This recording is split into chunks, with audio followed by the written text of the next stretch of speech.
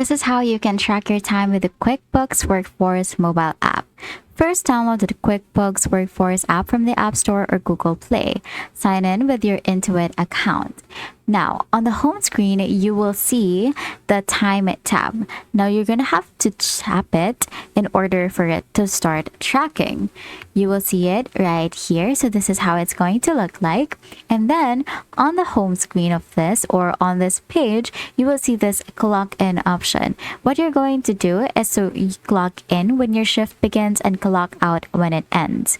Now you're going to tap on clock in and then you're going to choose a customer, billable, and then service item. And then you can see that a timer will start tracking right here. Now, if you take breaks, you can pause the timer and resume when you return. You can also, in the app, let you switch job codes or projects if your employer has them set up. At the end of the day, your logged hours will automatically sync with your employer's QuickBooks account. You can review your timesheets in the app and make sure everything is accurate. Now, that's it. That is how you track your time with the QuickBooks Workforce mobile app. If this video helped you, please don't forget to like and subscribe to the channel for more.